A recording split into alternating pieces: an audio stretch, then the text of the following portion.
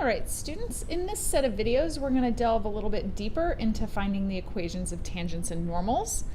And we've looked at this a bit, but let's formally define it. So a tangent line is the line that we're going to have as we decrease the distance between 2 points, and instead of having a secant, as our points get closer and closer together, we have a tangent. Oftentimes people will say that the tangent touches at only one point, but for example, if I had a quartic like this, I could find the tangent, let's say down here. If I found the tangent line here, so if I drag this point closer and closer to find slope, my tangent line might look something like this, in which case I would touch the graph again, and this is still a tangent at this point. It is not a tangent here though.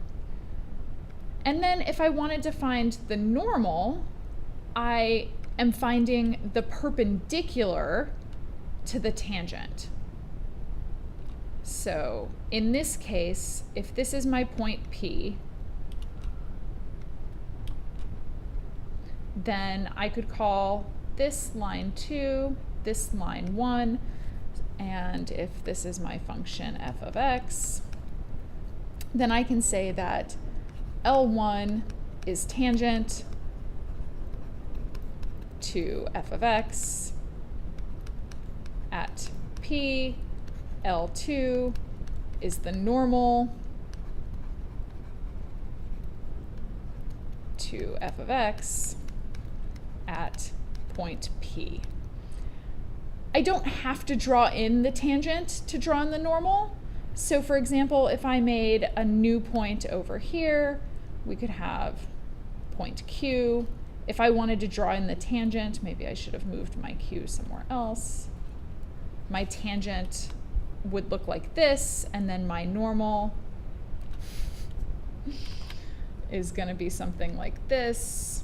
So I don't necessarily have to draw the tangent in to draw in the normal.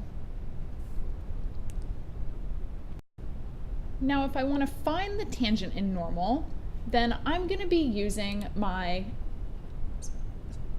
point slope form of a line typically. So I'm just going to shrink this down a bit. And here's my definitions. All right. So if I want to find them, I'm going to use point slope form. So remember that my point slope form is y minus y1 equals m, x minus x1, where y1, x1 is going to be the coordinates of point P that I'm finding the normal or the tangent of. So P is at x1, y1.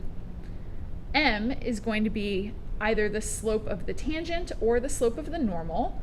I'm going to start by saying that m of the tangent is f prime of x1. So I find my derivative, and then I plug in my x value to know what the slope is of the tangent at that point. If I wanted the slope of the normal, well, I know that that's the perpendicular slope of the tangent. So that's going to be -1 over the slope of the tangent. Or I can think about the product of my slopes will be -1.